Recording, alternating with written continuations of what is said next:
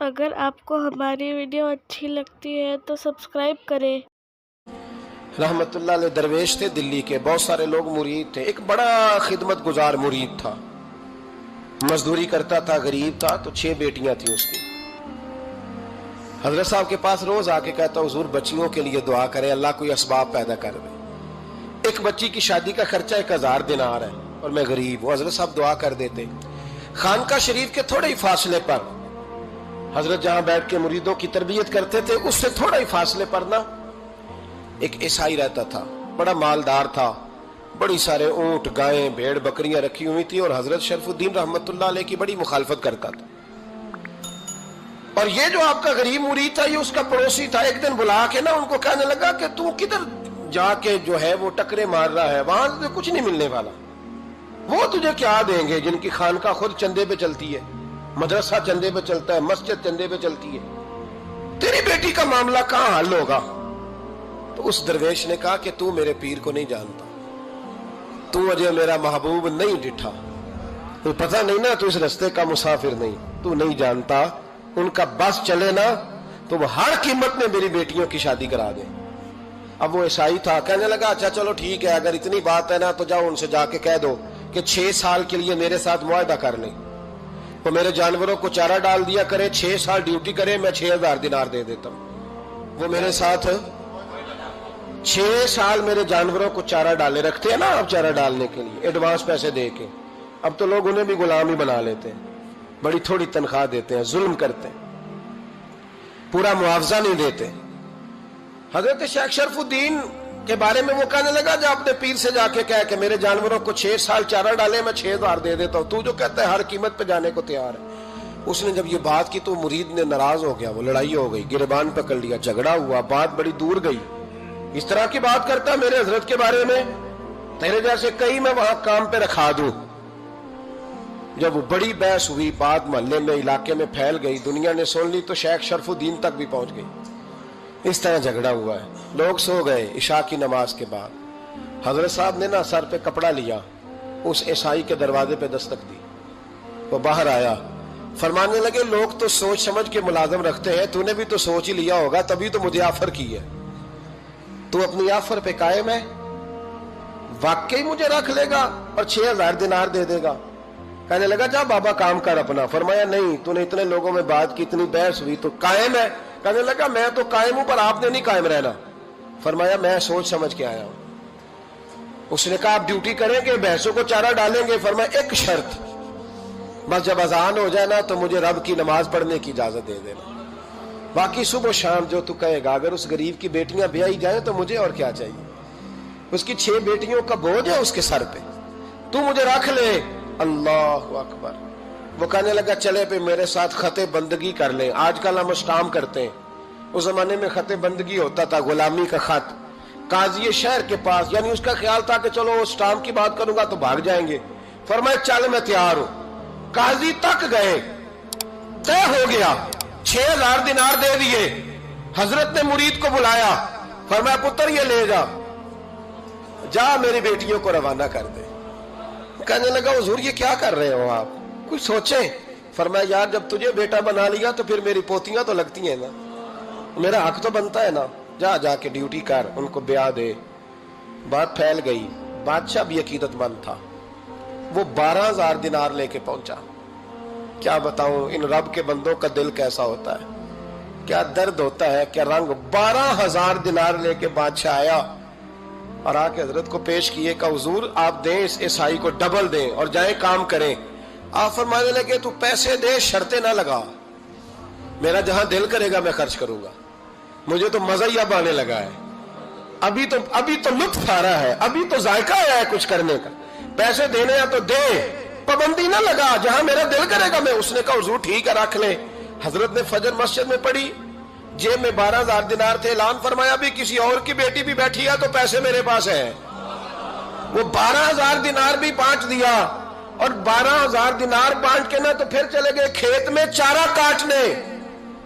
اس عیسائی کو کسی نے بتلایا کہ ان کے پاس تو 12000 آیا ہے، پر تجھ سے جان نہیں چھڑائی انہوں نے، کہ وعدہ یہ ہوا تھا کہ 6 دیں گے تو جائیں گے، جب تک دیں گے نہیں تیرے گھر میں کام کریں گے۔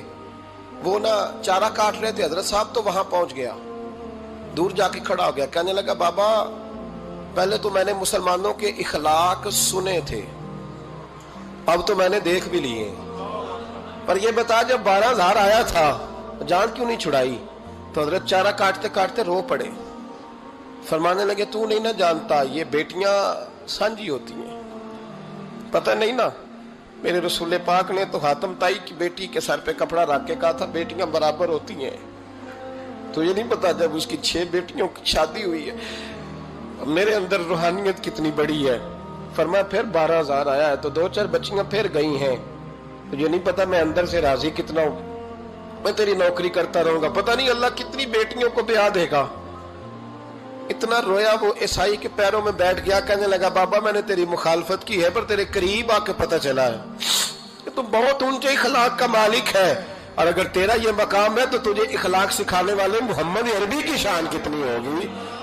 ظالم کی بولیے جاتے نہیں لوگ جھوٹے گواہ بن کے، وکیل صاحب کو نہیں پتا ہوتا کہ یہ بندہ مجرم ہے جو میرے پاس آیا، کیا مجرموں کے وکیل نہیں ہوتے؟ بولے تو اس کو پتہ نہیں ہوتا وکیل صاحب کو کہ یہ صاحب مجرم ہے، میرے پاس مقدمہ لے کے آئے، اور اگر بے ادبی نہ ہو جائے تو میرا خیال ہے قاضی عدالت کو بھی پتہ ہوتا ہے کہ مجرم کون ہے اور مظلوم۔ میرے نبی پاک صلی اللہ علیہ وسلم نے اس قدر زیادہ سختی فرمائی اس مسئلے میں، فرمایا جس کو پتا تھا کہ فلاں آدمی ظالم ہے، ظلم کر رہا، پھر وہ ظالم کا گواہ بنا یا اس نے ظالم کی مدد کی، کتنی کی؟ شارحین لکھتے ہیں چاہے اس نے ایک جملہ بول کے کی، چاہے ایک، سارے بولیے، چاہے ایک غریب کو اس نے ظلم کیا تو کہتے ہیں علاج یہ سی، چاہے ایک جملہ بول کے کی، شارحین اس حدیث کی شرح میں لکھتے ہیں ایک جملہ بول کے چاہے مدد کی، جس بندے نے کسی ظالم کی مدد کی کسی مقدمے میں یا کسی صورت میں اور اسے پتا تھا یہ ظالم ہے، میرے نبی پاک صلی اللہ تعالیٰ علیہ وسلم فرماتے ہیں اگر اس نے مدد کی، ابھی ظالم کی بات نہیں ہو رہی، ظالم کے مددگار کی بات ہو رہی، اگر کسی نے ظالم کی مدد کی تو حضور فرماتے ہیں خدا بھی اس سے بری و ذمہ ہے، رسول بھی اس سے بری و ذمہ ہے۔ سنبھال کے رکھے اپنی نمازیں، قربانیاں، حج، زکوٰۃ سنبھال کے رکھے۔ اگر ظالموں کا مددگار ہے، الیکشن آ لینے دے، آپ کو نظر آ جائے گا کون کون ظالموں کا مددگار ہے، نظر آ جائے گا۔ اپنی جیب سے لوگ پیسے دے کے ظالموں کی مدد کریں گے، ان کے فلیکس چھپوائیں گے، بورڈ لگوائیں گے، جیبوں سے پیسے دے کے۔ ہم نے خود آگ لگائی ہے چمن میں اپنے، بے سبب گردشی ایام کو الزام نہ دو، ہم نے خود نور کا ظلمت سے کیا ہے سودا، کر کے توہین سحر شام کو الزام نہ دو۔ ظالموں کے مددگار میدان میں آ گئے، یہ چھوٹا لفظ نہیں، میرے حبیب پاک صلی اللہ علیہ وسلم نے فرمایا جو ظالم کا مددگار ہے سن لے جو سجن کے ساتھ کچہری جاتا ہے، وہ یاد رکھے جو دوست کا گواہ بنتا ہے، وہ یاد رکھے جو کہتا ہے میں مانگی گیا تھا، مجھے بلایا گیا تھا قبضہ چھڑانے کے لیے کسی غریب بیوہ کی جائیداد پہ، کب وہ سن لے تو مدد کر کے نہیں آیا، تو خدا کے ذمے سے نکل گیا ہے۔ رسول پاک نے فرمایا تیرا میرا تعلق ختم ہو گیا، تو ظالم کا مددگار ہو گیا، پھر تو کہتا میں بے چین ہوں، میں بے قرار ہوں، میں آزمائش کا شکار ہوں، پلٹ کے دیکھ تو صحیح تیرا گناہ کتنا بڑا ہے۔ میرے نبی پاک صلی اللہ علیہ وسلم کا ایک اور فرمان سن لیں، ابن ماجہ ابو داؤد میں موجود ہے، اس حدیث کو آپ نے یاد کر لینا ہے، کر لیں گے انشاءاللہ، سارے کہیے انشاءاللہ کر لیں گے یاد۔ حضور صلی اللہ علیہ وسلم نے فرمایا اگر تو ظالم کی مدد کرے گا نا، یہ لفظ دل کی تختی پہ لکھ لینا، یہ مکافات عمل ہے، مکافات عمل دنیا، ادھر کرو گے تو ادھر بھرو گے۔ فرمایا اگر تو کسی ظالم کی مدد کرے گا، سن لے حضور کا فرمان ہے، اگر تو ابن ماجہ ابو داؤد سیاہ میں موجود ہے، فرمایا اگر تو کسی ظالم کی مدد کرے گا تو رب تعالیٰ مرنے سے پہلے پہلے تیرے اوپر بھی ظالم کو مسلط کر دے گا، تیرے اوپر بھی ایک دفعہ ظلم ضرور ہوگا اگر تو ظالم کی، وہ کسی صورت میں بھی ہو سکتا ہے، کسی صورت میں بھی تیرا بیٹا ہی اٹھ کے ظلم کر دے گا، تو الجھ جائے گا، کسی نہ کسی جگہ تیرے لیے تباہی کا سامان ہوگا، تیرے اوپر ظلم ہوگا، اس لیے کہ تو ظالموں کا مددگار ہے۔ چاہیے یہ تھا کہ تو مظلوم کی مدد کرتا، انسانی ایمانی یقین کا فریضہ سر انجام دیتا، تو ظالموں کا مددگار ہو گیا۔ ٹٹول کے دیکھ لیں रिजल्ट निकाल के देख लें, हमारे जमाने में जालिमों के मददगार ज्यादा हैं। इतनी लंबी जुबानें निकाल के जालिमों की मदद करते हैं।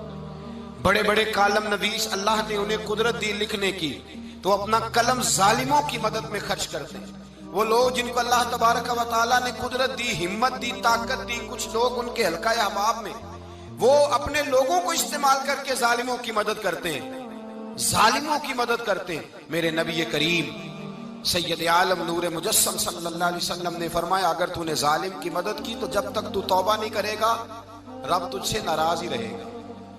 अल्लाह तुझसे, ओ भाई जिससे रब भी नाराज हो गया, न खाना न पीना न सोना न जागना न नींद, फिर तेरी हर चीज तेरे लिए आजमाइश हो जाएगी, फिर तेरा साया भी तेरे लिए खौफ का सामान बनेगा, फिर जिंदगी जीती जागती लाश बन जाएगी, तो अपने कंधों पर अपनी मैयत उठाए फिरेगा जब तू जालिम का मददगार होगा।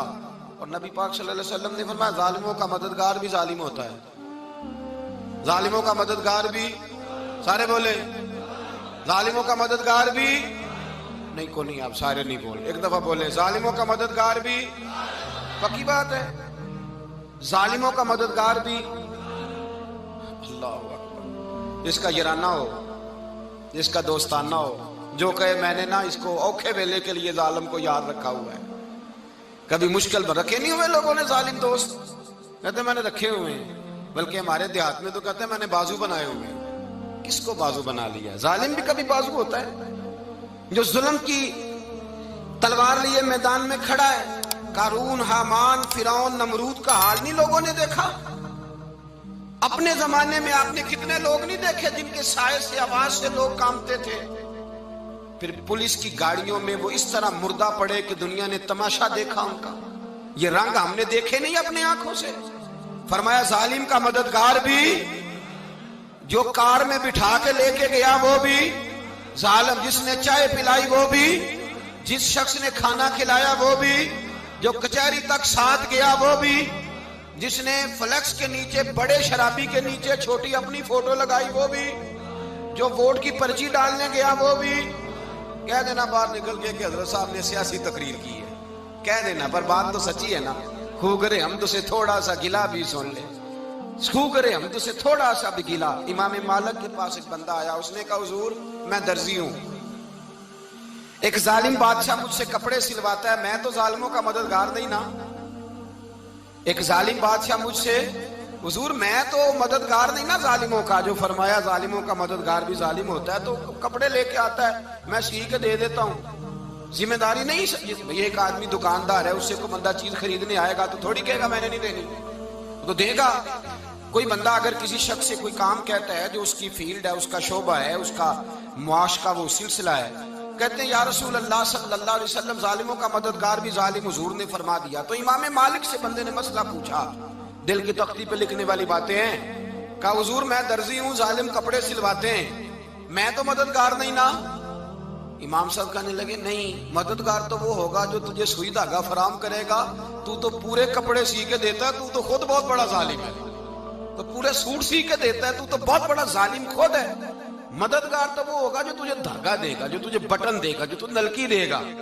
जो जालिम से इतनी नफरत, जुल्म करके बंदा है। यहां तो हमारे जमाने में हीरो बन जाते हैं लोग, जालिम हीरो है, लोग उससे डरते फिरते हैं, घूमते फिरते हैं, और बहुत सारे कम मिजाज लोग उसके पीछे हाथ बांध के फिरते हैं। जालिमों की मदद करना, जालिमों के साथ रहना, ये जुल्म है, जुल्म, ये ज्यादती है। मेरे नबी पाक सल्लल्लाहु ताला अलैहि वसल्लम ने इरशाद फरमाया, याद रखो, रब फरमाता है मैं मजलूम की मदद जरूर करूंगा, चाहे जल्दी करूं चाहे देर से करूं, मैं मजलूम की मदद। और हुजूर सल्लल्लाहु अलैहि वसल्लम ने फरमाया है, हजरत माज बिन जबल कहते हैं, हुजूर ने मुझे यमन का गवर्नर बनाया। जब मैं जाने लगा ना, तो हुजूर ने बड़ी नसीहतें की, बुखारी में मौजूद है। फरमाते हैं, जब मैं पलटने लगा तो मेरे रसूल ने फरमाया, माज एक मिनट ठहर जा, एक बात मेरी याद रखना, इसको ना भूलना। कहा, हुजूर क्या? फरमाया, देखना किसी पे जुल्म ना कर बैठना, कहीं तुझसे ज्यादती ना हो जाए। महबूबा फिर हुजूर ने फरमाया, सुन मेरे माज, मैं तुझे गवर्नर बना रहा हूं, ज्यादती ना कर बैठना। या रसूल अल्लाह सल्लल्लाहु अलैहि वसल्लम क्या होता है? तो मेरे करीम ने फरमाया, जब मजलूम दुआ के लिए हाथ उठाता है تو عرش کا مالک کہتا ہے فرشتوں پیچھے ہٹ جاؤ. عرش کا مالک کہتا ہے فرشتوں پیچھے ہٹ جاؤ.